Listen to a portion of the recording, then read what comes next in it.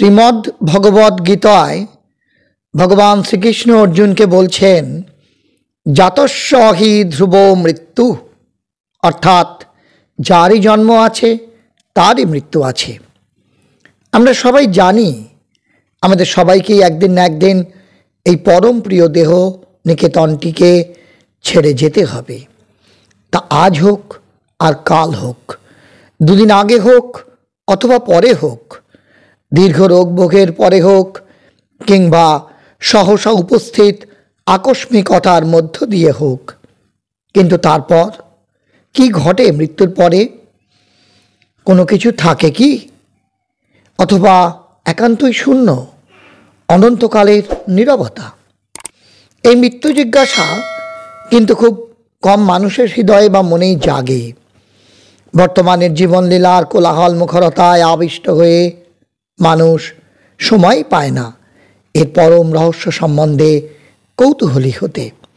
তাছাড়া ভবিষ্যতের কোনো এক অজানা দিনে অবধারিত মৃত্যু সম্বন্ধে মানুষের অবচেতন মনে এতটাই শঙ্কা, উদ্বেগ, অস্বস্তি তালগোল পাকিয়ে বিরাজ করে যে সে সাধ্যমতো মরণের কথা যতটা সম্ভব ভুলে থাকতে চায়।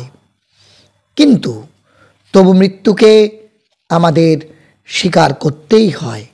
আজ অথবা কাল সে তো আসবেই।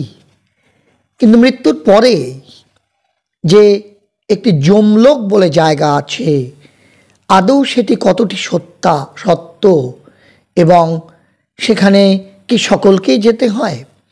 এই প্রসঙ্গে শ্রী অরবিন্দ ও শ্রী মা কি বলছেন আজকের আলোচনায় আমরা সেটি দেখে নেব।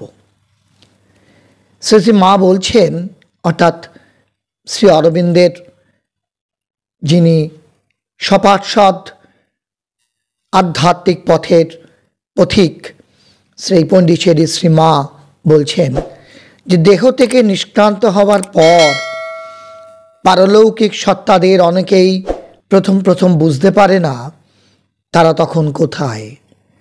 একটা বিভ্রান্তির ঘোরে তারা ঘুরতে থাকে। তবে তারা সত্যই কি মৃত অথবা এখনো জীবিত?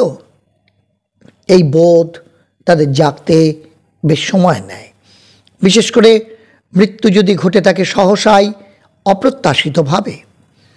আত্মহত্যা করলে অথবা কোনো তীব্র আবেগ নিয়ে মৃত্যুতে প্রবেশ করলে তাদের দুর্দশার সীমা পরিসীমা থাকে না। অনেকে আবার আধো ঘুম আধো জাগরণ অবস্থার মতো কিছুদিন থেকে যায়। প্রয়াত জীবাত্মা তার প্রাণিক দেহ নিয়ে সদ্যমৃত দেহের কাছাকাছি স্থানে অনেকক্ষণ থেকে যেতে পারে। এরই জন্য তাড়াতাড়ি করে মৃতদেহকে ভস্মসাৎ করে ফেলা ঠিক নয়। জড়দেহ থেকে সূক্ষ্ম শরীরকে সম্পূর্ণভাবে বিচ্ছিন্ন করে দেওয়ার জন্য আগেকার দিনে মন্ত্রোচ্চারণ বা অন্যান্য পদ্ধতির আশ্রয় নেওয়া হতো। এইভাবে বিচ্ছিন্ন হওয়ার পরও প্রাণ সত্তা নিজের পরিত্যক্ত কক্ষ, গৃহ বা কর্মক্ষেত্রের চারপাশে অনেক সময় 8 দিন পর্যন্ত ঘোরাঘুরি করতে থাকে। আত্মীয় স্বজনরা বেশি কান্নাকাটি করলে অথবা অন্যভাবে আসক্তির বন্ধন দিয়ে প্রয়াত জীবকে বেঁধে রাখলে এ ঘোরাঘুরির কাল পরিমাণ অনেকটাই বেড়ে যেতে পারে। যাক, তারপর একদিনে বন্ধন থেকে ছাড়া পেয়ে পরলোকগত জীব তার লোকান্তরের যাত্রা শুরু করে। প্রথমেই গিয়ে পড়ে একটা অপ্রীতিদায়ক ক্ষেত্রে, যার নাম দেওয়া হয়েছে যমলোক, মৃত্যুলোক। এই যমলোককে অনেকে মৃত্যুলোকও বলেন। এর অবস্থান সূক্ষ্ম জড়লোক ও নিম্ন প্রাণলোকের সন্ধিস্থানে। শ্রীমা আরও বলছেন, এই দুঃসহ লোকের পরিস্থিতি সম্বন্ধে দীর্ঘ আলোচনা করলে দেখতে পাওয়া যায় বা অভিজ্ঞতা থেকে দেখা যায়, ধ্যানের মাধ্যমে শ্রী মা যা দেখেছেন তিনি বলছেন যে দেহত্যাগের পর সবাইকেই যাত্রা শুরু করতে হয় এই একই ক্ষেত্র দিয়ে। তা তারা সচেতন হোক বা অচেতন হোক, উন্নত হোক বা অনুন্নত হোক। অবশ্য যোগীদের কথা এখানে বলা হচ্ছে না, কারণ তাদের গতি স্বেচ্ছাধীন, কিন্তু তাদের সংখ্যা তো ধর্তব্যের মধ্যেই পড়ে না। তাদের বাদ দিলে আর সবাইকেই শরীর থেকে নিষ্ক্রমণের পরপরেই নিম্ন প্রাণ জগতের এই জায়গায় গিয়ে পড়তে হয়, যেটিকে বলা হয় যমলোক। আনন্দ দেবার মতো তেমন কিছু সেখানে নেই। শ্রীশ্রীমা আরও বলেছেন যে দেহ বিচ্ছেদের অচেনা আঘাত খেয়ে মৃত্যুর পর জীব গিয়ে পড়ে এই ম্যাটেরিয়াল ভাইটাল বা জড় প্রভাবিত প্রাণলোকে, যা একান্তই নিরালোক আর নানা ধরনের শত্রুভাবাপন্ন ছোট ছোট ফরমেশন বা সত্তাতে ভরপুর। বিদেহী জীবাত্মাদের দেহ বিমুক্ত প্রাণ ধাতুকে লেহন করবার জন্য এরা সদাই উদ্গ্রীব। কাজেই কেউ মারা গেলেই তারা সেখানে ছুটে আসে নিঃসৃত প্রাণ ধাতুকে ভক্ষণ করবার জন্য। সদ্য নিষ্ক্রান্ত পরলোকগত জীবের সে এক দুঃসহ অবস্থা। তবে এ ব্যাপারে আশ্বাসের কথাও আছে। এই ক্ষেত্রের মধ্যে বিছানো আছে কয়েকটি সুরক্ষার সেতু।